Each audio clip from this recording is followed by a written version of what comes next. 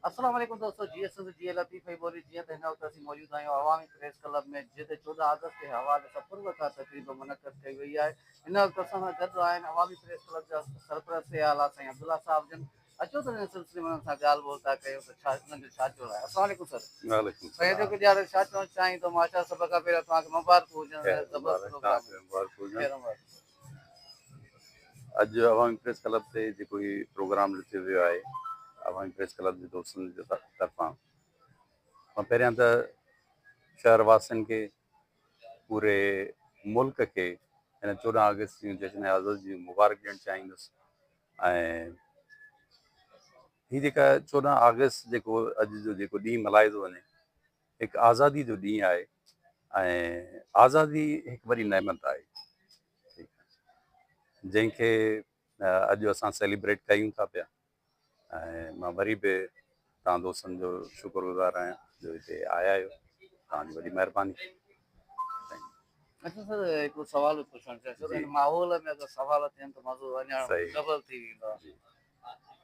पाकिस्तान जा माहौल सभु कुझु तव्हांजे यादि हूंदा, सिंध जा माहौल ॿियो न में अची था वञनि, वरी अचो था पंहिंजे शहर शहीदनि जी अबाणे तक ते, उन जा माहौल बि वञनि खां वठी तव्हांजे यादि हूंदा।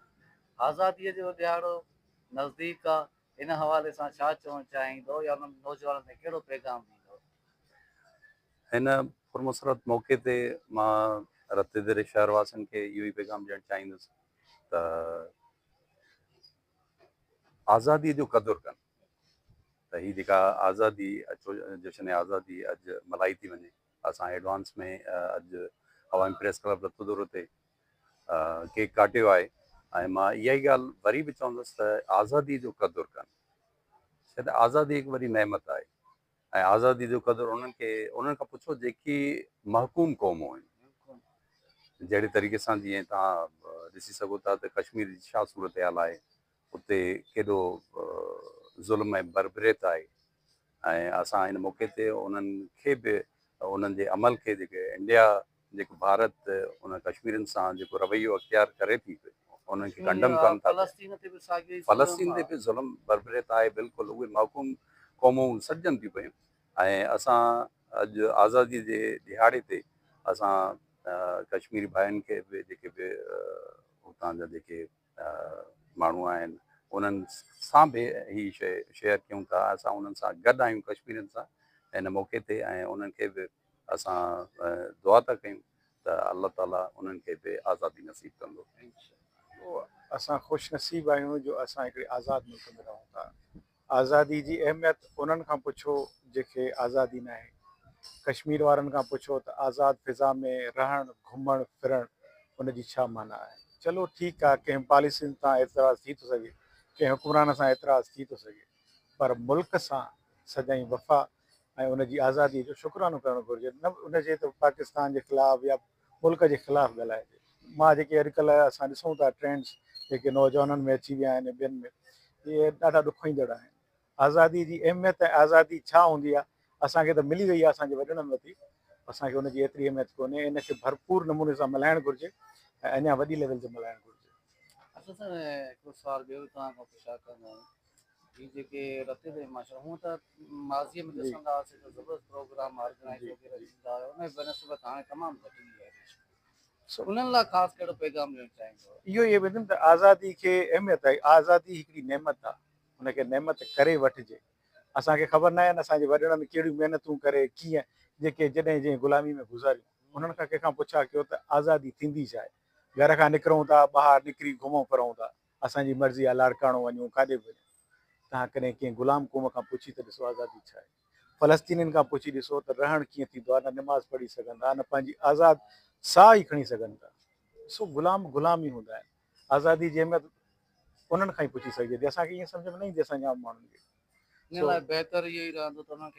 खपे त क़दुरु कनि ऐं उनखे जेतिरो ख़ुशी थी सघे ओतिरी मल्हाइजे। हे त सादगी जे करे जो चेलम जे करे कुझु प्रोग्राम एडवांस में थियनि था, उहा बि तमामु ज़रूरी चीज़ आहे, पर आज़ादी तमामु वॾी नेमत आहे। Thank you so much. अवामी प्रेस क्लब जे तरफ़ खां इहा हर साल प्रोग्राम थींदो आहे हिते, ऐं आज़ादी जीअं ॿियनि दोस्तनि बि जो हिकिड़ी सुठी वॾी नेमत आहे सभिनी जे लाइ, चाहे उहा इंसान जी हुजे, जानवर जी हुजे, कंहिंजी बि हुजे। पर ही त असां इंसाननि वारे हिकिड़े खाने में आहियूं। असांजे लाइ वॾी अहमियत थी रखे आज़ादी। अल्हम्दुलिल्लाह असांजो मुल्क 1947 में आज़ादु थियो ऐं हिन वक़्तु काफ़ी मञूं था मसइला मसाइल आहिनि गवर्नमेंट जे तरफ़ खां या ॿियनि जी पॉलिसीज़ जे तरफ़ खां, पर शुक्र अल्हम्दुलिल्लाह वरी बि असां आज़ादु मुल्क में आज़ादु इंसान थी करे रहूं पिया। अच्छा सर, नौजवान लाइ ख़ासि कहिड़ो पैगाम ॾियणु चाहींदो?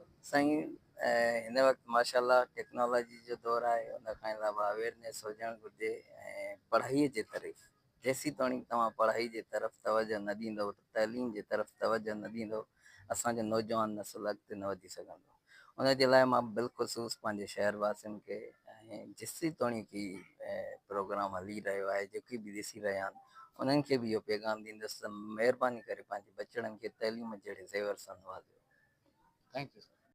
जी असां सां गॾु हिन वक़्तु मौजूदु आहिनि अवामी प्रेस क्लब जा सदर साहब जन असमतुल्ला भट्टी, जेके कंहिं बि तारीफ़ या तारुफ़ या मोहताज कोन आहिनि। अचो त 14 अगस्त जे हवाले सां उन्हनि सां बि ॻाल्हि ॿोल था कयूं त उन्हनि छा चवणु। जी असमत, अस्सलाम वालेकुम। वालेकुम सलाम। छा चवणु चाहींदो, कहिड़ो पैगाम ॾियणु चाहींदो? वॾी महिरबानी अव्हां जी जो तव्हां हिते अॼु असांजे शॉर्ट कॉल ते कई आहियो ऐं सभ खां पहिरियां आउं निहायत उन्हनि दोस्तनि जो शुक्रगुज़ार आहियां जिन खे मूं हिकिड़ो टेक्स्ट मैसेज कयो ऐं अची करे असांजो मान मथां कयो। उन सां गॾोगॾु आज़ादी जी ॻाल्हि कजे त आज़ादी हिकु नेमत आहे। हाणे ॻाल्हि इहा आहे त असांजा काफ़ी जेके वॾा दोस्त हुया उहे हिन टॉपिक ते ॻाल्हाए चुका आहिनि। सो हिकु दफ़ो आउं वरी बि रते देरे समेत जेके असांजा हिते कई दोस्त आया आहिनि उन्हनि जो निहायत शुक्रगुज़ार आहियां जो हुननि अची करे असांजो मान मथां कयो। ऐं ॿी ॻाल्हि इहा आहे त 14 अगस्त जे हवाले सां जेके आहिनि हीअ असांजा सालियाना प्रोग्राम आहिनि। अॼु बि असांजो जेको आहे हीउ सालियानो प्रोग्राम आहे मुसलसिल जॾहिं खां असांजो अवामी प्रेस क्लब रतो दरो वजूद में आयो आहे त गुज़िरियल 8-9 सालनि खां वठी करे हीअ असांजा जेके सेलिब्रेशन आहिनि उहे थींदा रहंदा आहिनि। ऐं हिन सेलिब्रेशन जेको आहे सो करण जो मक़सदु इहो आहे त हिकिड़ो चवंदा आहिनि त ईद जो ॾींहुं आहे। सो जॾहिं असां हीअ सेलिब्रेशन कंदा आहियूं त असांखे पंहिंजे जेको आहे सो वतन सां वधीक जेका आहे मोहबत हूंदी आहे ऐं उन ईद खां वधीक जेका आहे असांखे ख़ुशी थींदी आहे। बिस्मिल्लाहिर्रहमानिर्रहीम। अल्हम्दुलिल्लाह अल्लाह जे फज़लो करम सां सुन्नी राब्ता कौंसल ज़िले लाड़काणे जे तरफ़ां असांजो वफ़द अवामी प्रेस क्लब रते देरे पहुची करे इन्हनि दोस्तनि जो मोहबतूं ऐं उन्हनि जो प्यार ॾिसी करे दिली ख़ुशी थी आहे। ऐं हीउ महीनो अगस्त जो महीनो आहे। अॼु 12 अगस्त आहे। सुन्नी राब्ता कौंसल ज़िले लाड़काणे जी तरफ़ां अवामी प्रेस क्लब जे इन ख़ुशी में गॾु आहे ऐं अहिड़े ई नमूने सां इंशाअल्लाहुल अज़ीज़ जेसिताईं असांजी हयाती आहे असां इन्हनि पंहिंजे मोहसिननि सां हमेशह दुख सुख में इकट्ठे ई हूंदासीं। ख़ासि नौजवान लाइ कहिड़ो पैगाम? नौजवान जे लाइ इहो ई पैगाम आहे त हीउ मुल्क असांजो ई मुल्क आहे, इन जा राग असां ई आहियूं। जहिड़े नमूने सां माण्हू पंहिंजे घर जो चौदीवारी जो हिफ़ाज़त पंहिंजे लाइ ज़रूरी सम्झंदो आहे, अहिड़े ई नमूने सां दुश्मन बातिल क़ुवतूं जेके इंडिया जे सूरत में हुजनि या ॿियनि मुल्कनि जे सूरत में जेके हिन वक़्तु ॾिसी रहिया आहिनि, पूरे पाकिस्तान जे मुसलमाननि जे तरफ़ ऐं पाकिस्तान जे बाशिंदनि जे तरफ़ उन्हनि जो रुझान आहे। हू ॾिसनि था पिया त हीअ पंहिंजे मुल्क सां केतिरे क़दुरु प्यार कनि था ऐं केतिरे क़दुरु नफ़रत कनि था। असां मुहिबे वतन आहियूं ऐं असांजो हमेशह 14 अगस्त ते तारीख़ साज़ सलाम पाकिस्तान जे नाले सां रैली निकिरंदो आहे। उन में काफ़ी तादाद में नौजवान दोस्त हूंदा आहिनि ऐं माशाअल्लाह कारनि ऐं मोटरसाइकिलनि ते मुश्तमिल रते देरे शहर खां निकिरी करे नए देरे खां आख़िरी असांजो प्रोग्राम इख़्तिताम पज़ीर थींदो आहे लाड़काणे जनाबाग में। मां इन अवामी प्रेस क्लब जे तवसुत सां उन्हनि नौजवाननि खे गुज़ारिश कयां थो त पंहिंजे पाकिस्तान पंहिंजे पाक वतन सां मोहबत कनि ऐं इहो दुनिया खे बि ॿुधाइनि त असांजो जहिड़े नमूने सां असां मस्जिदनि मदरसनि जा तहफ़ुज़ मुहाफ़िज़ पाण खे सम्झूं था, अहिड़े ई नमूने सां मुल्क पाकिस्तान जा बि मुहाफ़िज़ आहियूं ऐं मुल्क पाकिस्तान जा जेके बि इदारा आहिनि इंशाअल्लाह उन्हनि सां कुले में मिलाए करे पंहिंजे मुल्क जो इंशाअल्लाह तहफ़ुज़ कंदासीं। ऐं हाणे प्रोग्राम ई पुॼाणी ते हिकु नारो थी वियो, पाकिस्तान ज़िंदाबाद।